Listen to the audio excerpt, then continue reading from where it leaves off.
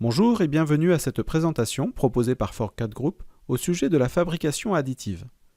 Je m'appelle Ronan Massot, je suis ingénieur d'application chez Forcat Group et je serai votre interlocuteur tout au long de cette vidéo.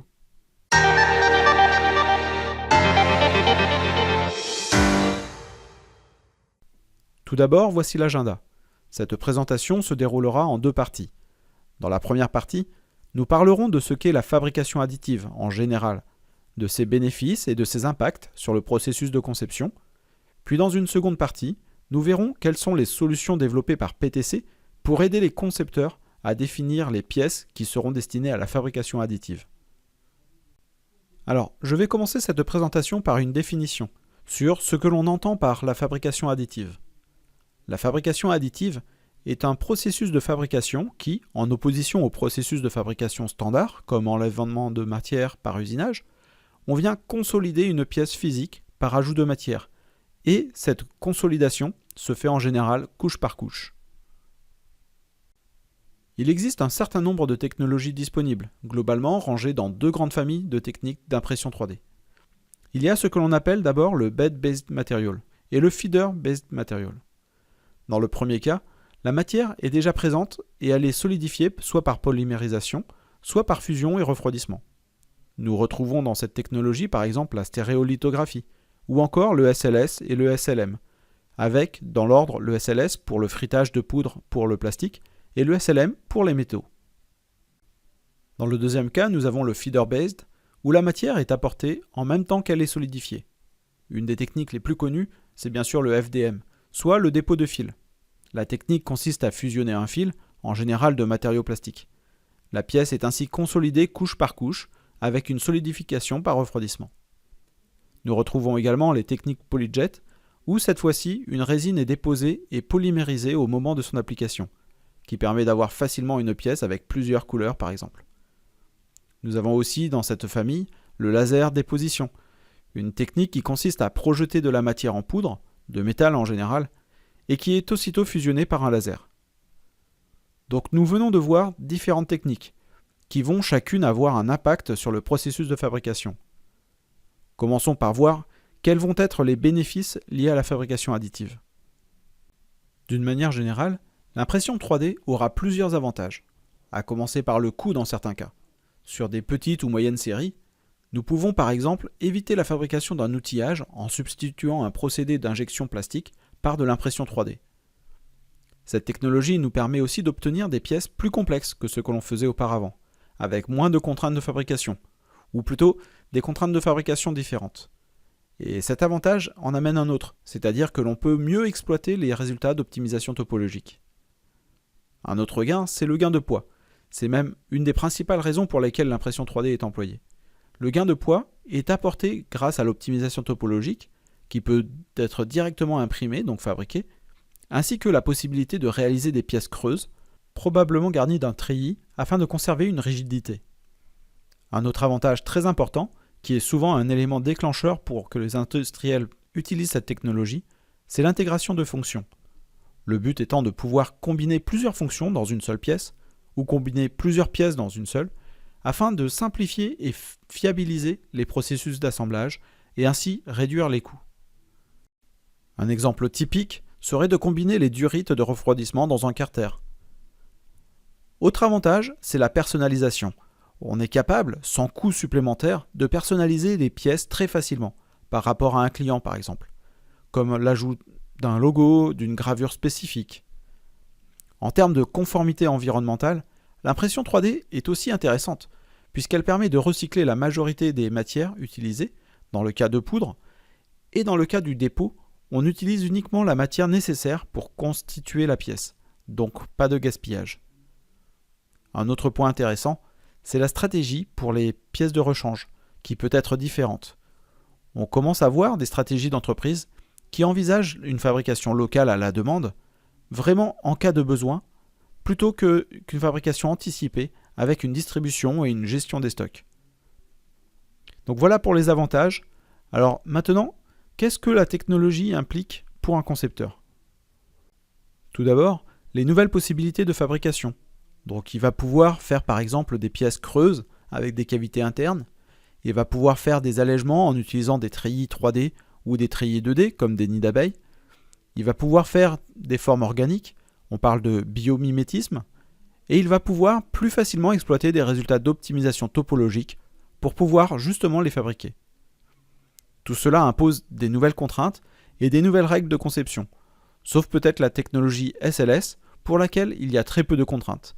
Mais pour les autres, il y a des contraintes, comme la nécessité de prendre en compte des supportages, de faire certaines vérifications géométriques, telles que des parois trop fines, des changements de sections brutaux.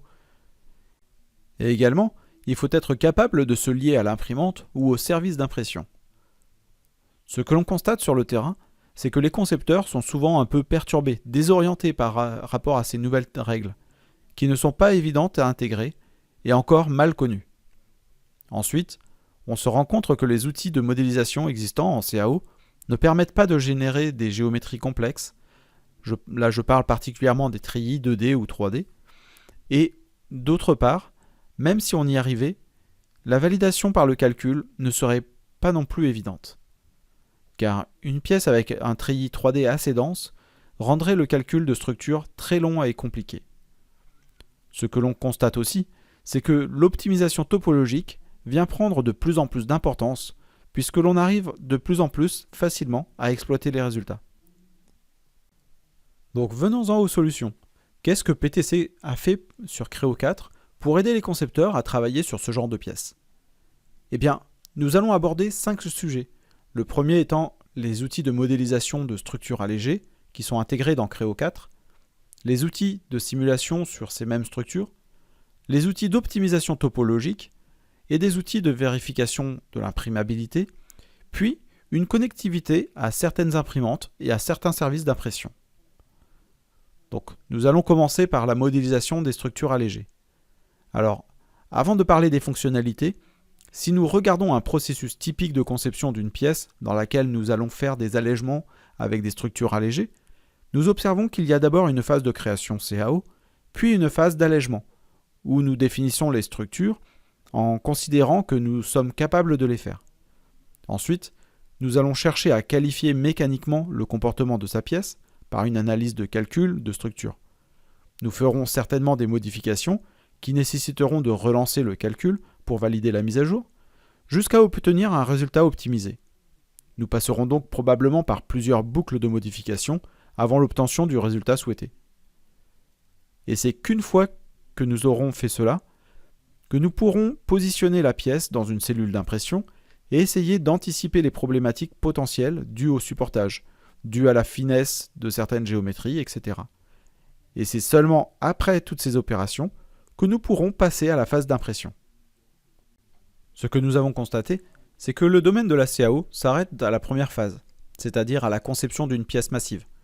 Et les phases qui suivent, à savoir la modélisation des treillis, peut-être la simulation, mais pas toujours, et la vérification du portage, etc., sont faits dans des logiciels tierces.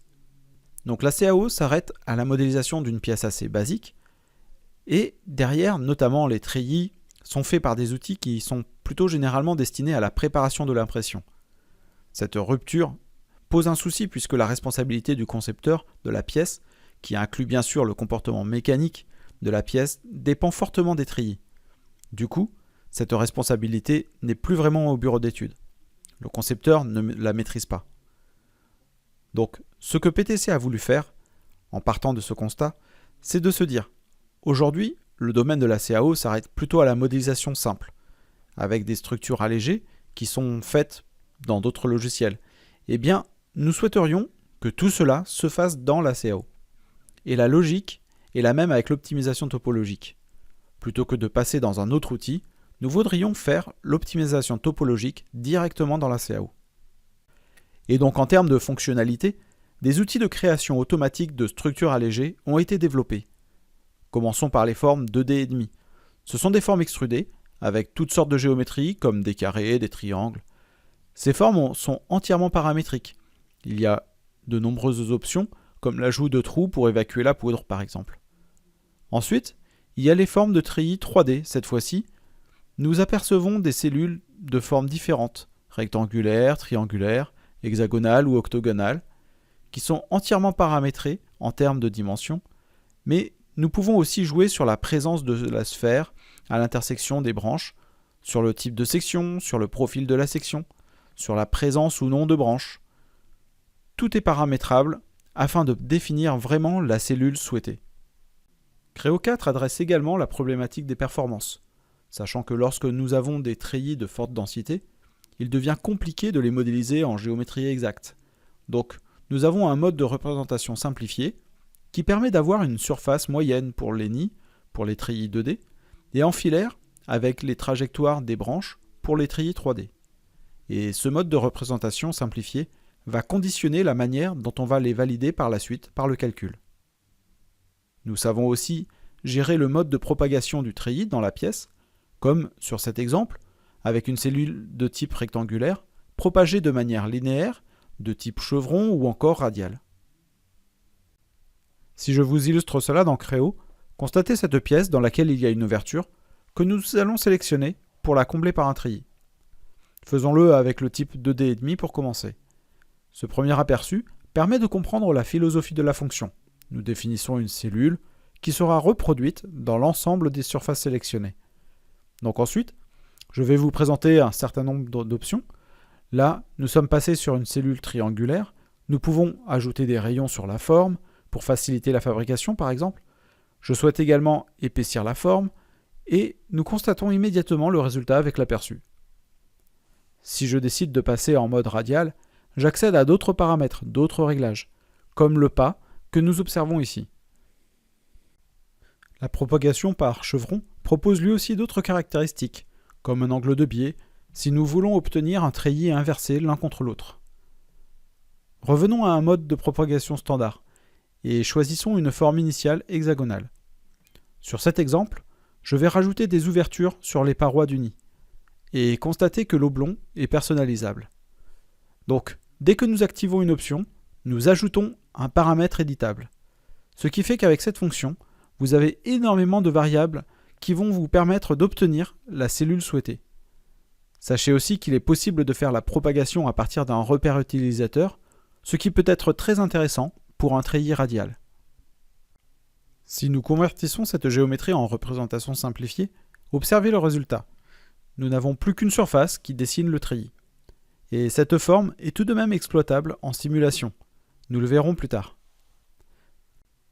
En attendant, passons sur un treillis 3D, toujours pour combler la même enveloppe.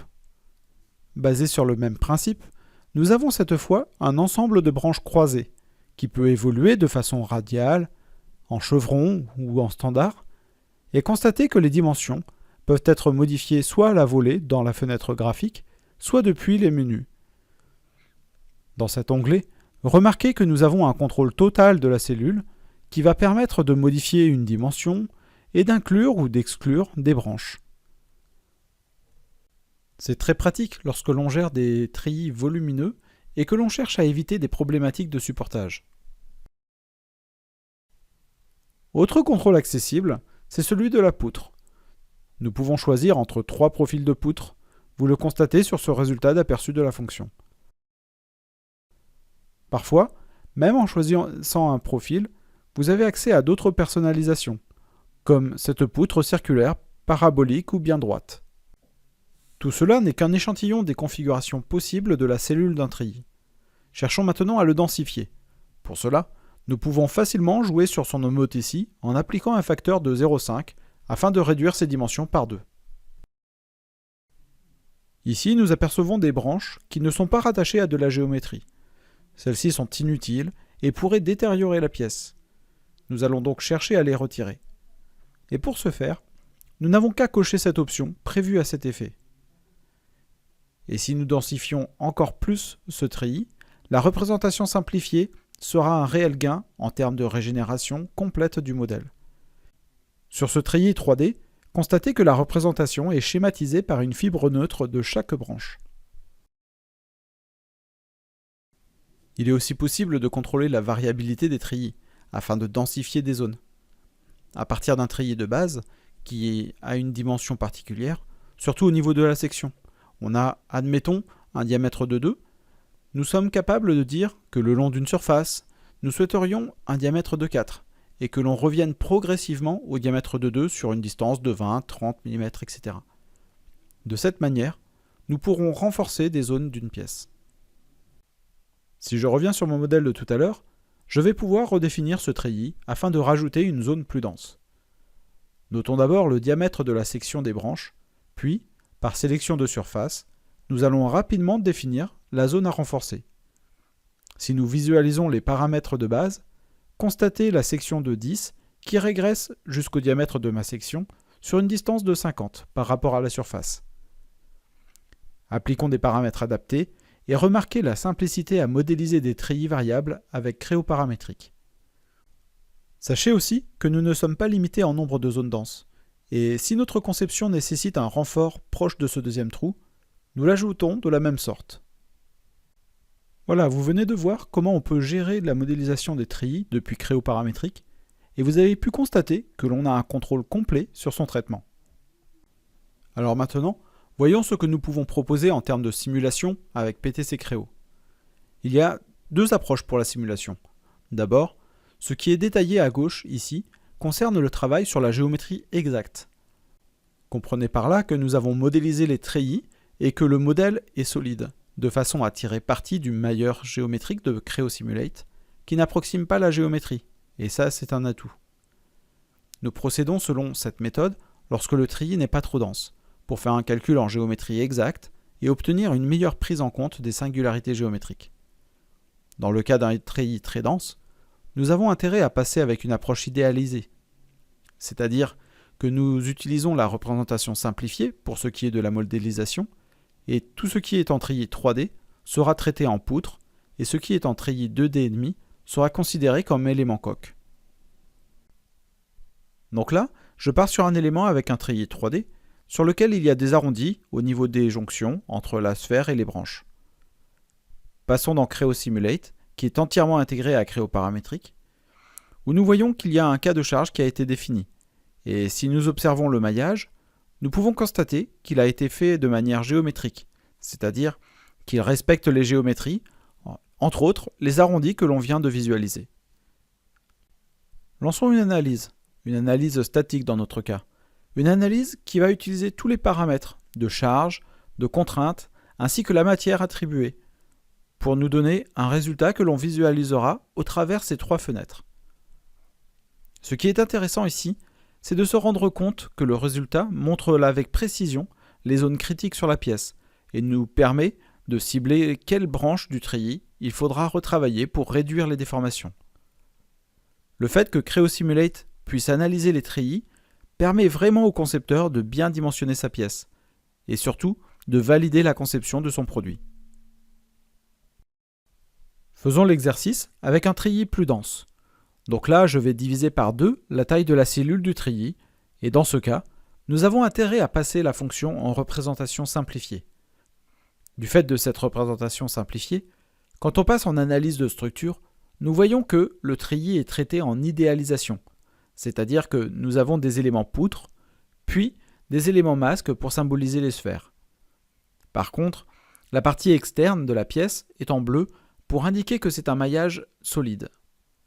Et les degrés de liberté entre les poutres et le solide sont gérés automatiquement.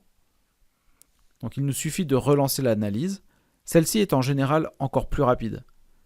Puis, nous pouvons accéder au résultat, où nous découvrons cette fois-ci uniquement les fibres neutres des branches, mais nous pouvons analyser précisément les contraintes dans les différentes poutres. Nous pouvons également isoler uniquement le treillis pour mieux observer son comportement. Cette représentation est vraiment utile lorsque le treillis est de forte densité et qu'il nous est impossible ou compliqué de voir à travers les espaces. Alors ensuite, étant donné que l'on est capable dans Creo paramétrique, avec le module d'optimisation, de prendre n'importe quel paramètre d'une pièce et de l'utiliser lors d'une optimisation, eh bien, on peut le faire bien sûr avec des éléments en treillis, qui ont été définis comme je viens de vous le montrer. Il suffit de prendre en variable les éléments de la cellule, comme la largeur, la hauteur, le diamètre de section, la taille de sphère, et lancer une optimisation en définissant un objectif. On peut placer un effort sur le modèle, et puis on peut, lors de l'optimisation, spécifier que l'on veut un déplacement maximum de temps en X ou en Y, que l'on veut éviter une fréquence propre, que l'on ait une fréquence propre en dessous de 100 Hz par exemple, et que l'on veut réduire le poids.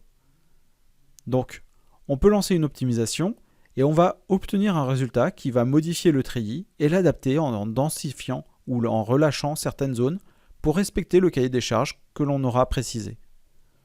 Donc l'optimisation prend en compte non seulement les dimensionnements de la pièce, mais également les dimensions du treillis.